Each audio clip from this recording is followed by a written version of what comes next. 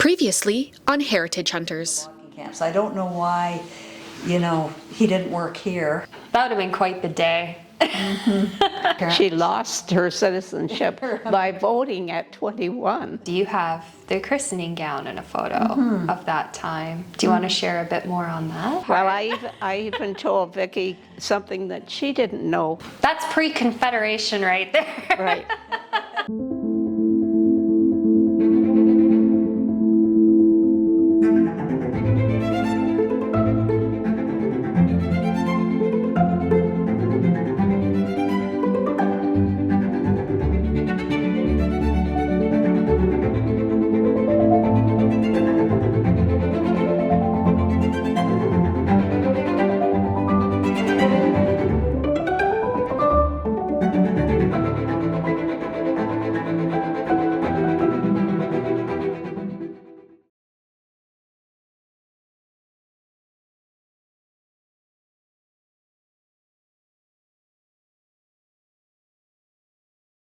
Story. This is the armchair that my great-grandfather, John Telfer, sat in on his trip to Lambton County in 1855.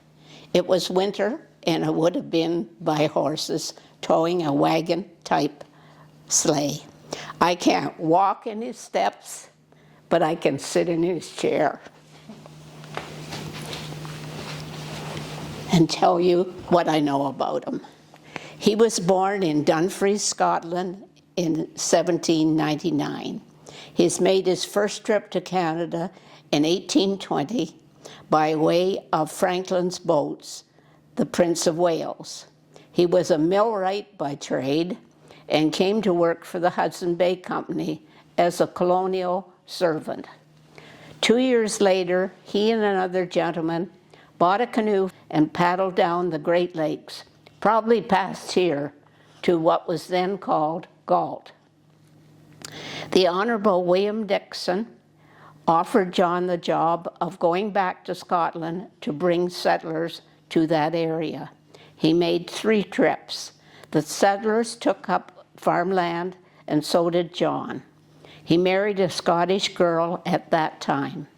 They had 4 children, and when the children were small, the wife died.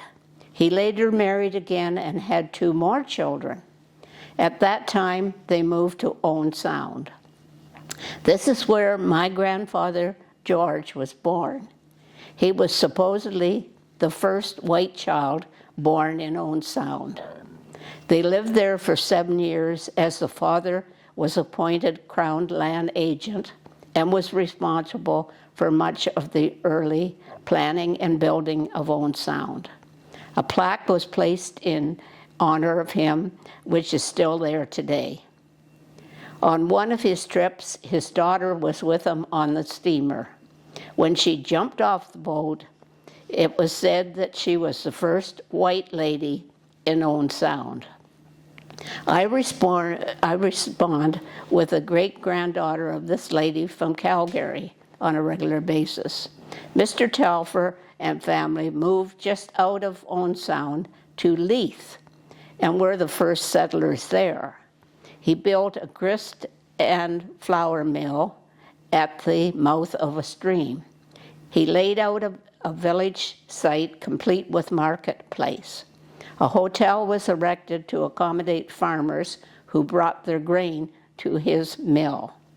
The mill had 2 runs of stones and a large belt brought from England.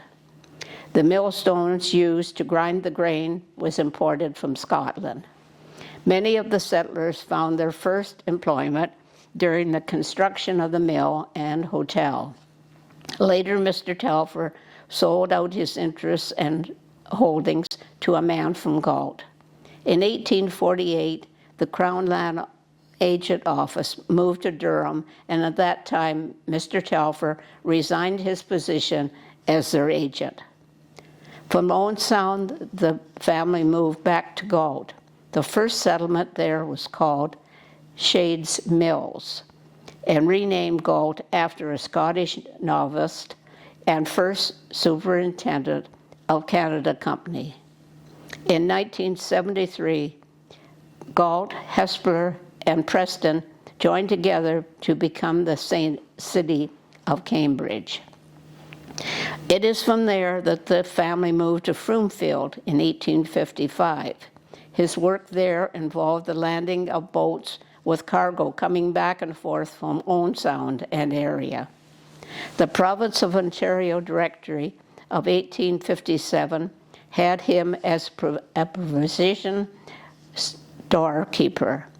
We have a copy of letters sent by Mr. Telfer to his daughter Elizabeth in Owen Sound, dated June the 25th, 1860. The letter states that her husband, James Beath, had died at 6 a.m. at Mr. Telfer's home, and burial was planned for the next afternoon in the Froomfield churchyard. James had been taken off a schooner at the dock and carried to the house in poor condition, the letter stated. We have only been able to assume that his burial is one of the unmarked graves at the little fenced-in cemetery right at Froomfield. Many families who were buried in that cemetery were connected with the shipping industry of the Great Lakes. The community would supply food and fuel to ships that docked there, very similar to what we see today. Many a sailor was buried in that small cemetery. In 1956, the Women's Institute gathered the remaining grave markers and erected a cairn to mark the location of the church and cemetery. By then, the men's siblings were old enough to want land, and the farm in Sarnia Township was bought in 1865. John's wife died in 1868, and he and the younger family members moved back to Owen Sound. George, my grandfather, and his two brothers were to run the farm. One brother sold his share to his sister for $10, and she in return sold it back to the grandfather for $1,000, a good profit.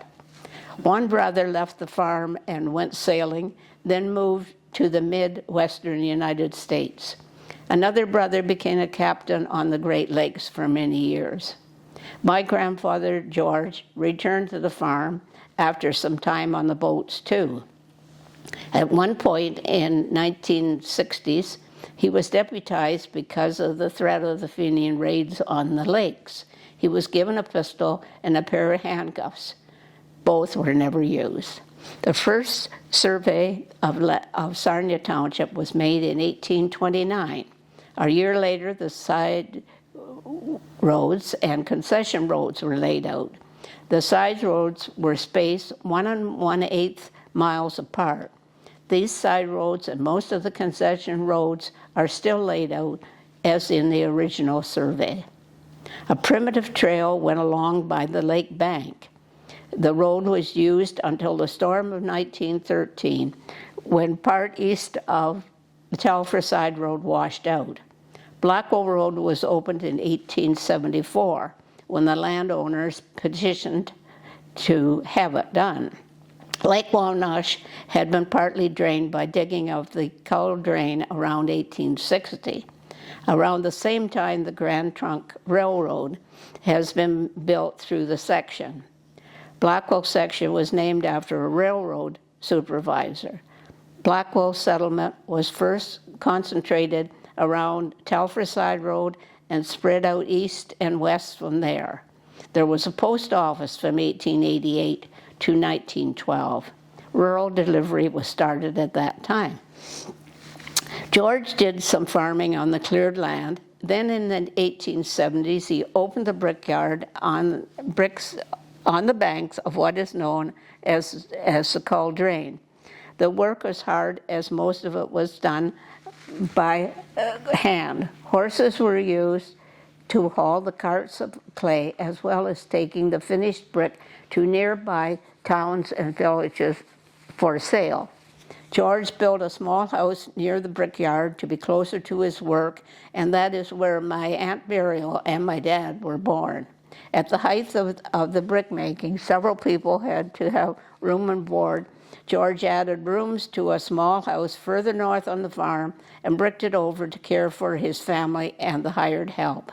At one point, between his family, the hired help, and Father John, who had returned from Owen Sound, there was at least 12 for meals each day. I have that trusty wooden kitchen table which they used in our home today. It will expand and expand to sit down everyone. John died in 1871, and he and his wife Barbara were buried at St. John's in the Wilderness churchyard and later removed to Blackwell Cemetery. Mr. Telfer had been married 3 times and had 11 children. For well over 20 years, George continued to make brick until the advent of cement blocks and mounting labor costs. He found no longer a paying job. The first little Blackwell Methodist church was made from the Blackwell yard in 1880. Many buildings in Sarnia were of Blackwell brick, including Our Lady of Mercy Church and many more. He closed the land and returned to farming with the help of his sons until his death in 1927. George had been married twice and had 9 children. My dad, John, and his one brother took over the farm, John buying out brother's share in 1913. Our farm was a small part of the 10,000 crown grant registered to Samuel Street in August of 1841 from the government and bought for a few cents an acre. Our farm was called a ribbon farm as it was 40 rods wide and a mile long and consisted of 100 acres. It started at the lake and ran back the side road. It was divided up by Lakeshore Road, the railroad tracks, the Blackwell Road, and the Cull Drain. During those years, grain, sugar beets, and potatoes were the principal crops. Later on, soybeans were introduced. In 1955, my parents were married and my mother joined in on the farming.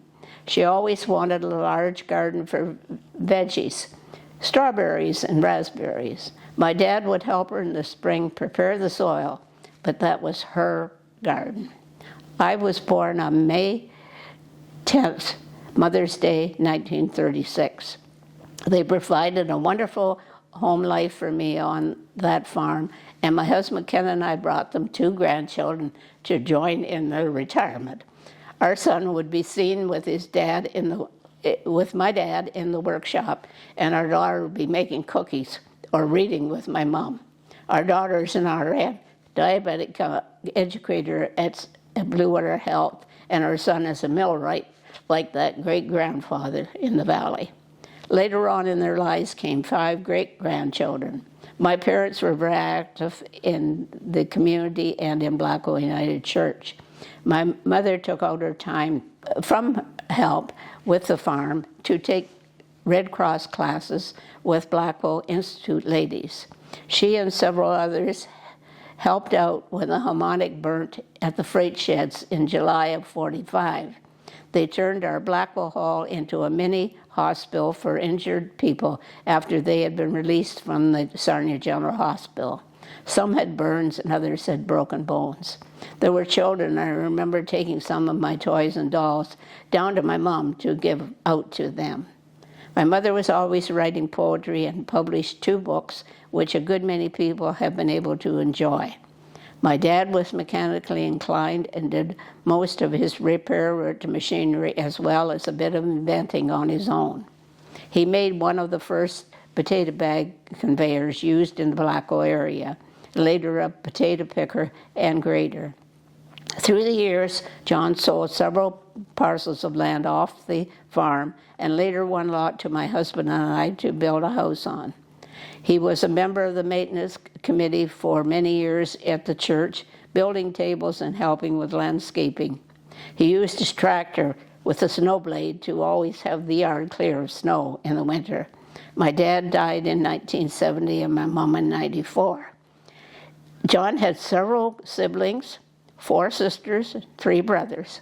Unfortunately, our line of Telfers is coming to an end. The men had daughters and the ladies had boys. After the last line, my mother and my aunt had died in 1994, I approached my husband about putting it back in my name. I will probably carry the Telfer name as long as the good Lord sees fit to keep me on earth. Our farm was recognized for 400 years under the Telfer name, and we had a road named after us. Many early pictures of the area have C.A. Telfer written on them. He was my dad's half-brother and one of the early photographers here. 5 generations from Telfers had lived on the farm. Quite an accomplishment, and if that John Telfer Sr. could retain, what would he think? Is there anything else that you'd be interested in sharing or learning more about with your family? You've already got a comprehensive family history, especially through the artifacts and the stories and the research and the literature. And so we're kind of tying it all together, and I think we did a lot of that today. Is there anything else that you're interested in learning? It's been really nice for Mom and I to kind of talk about things. I've learned things that I didn't know before. Amazing. We talk a lot about things, but this process of sort of getting things out and looking at things has been a real experience. Yeah, thank you. Thank Aww. you. Well, thank you.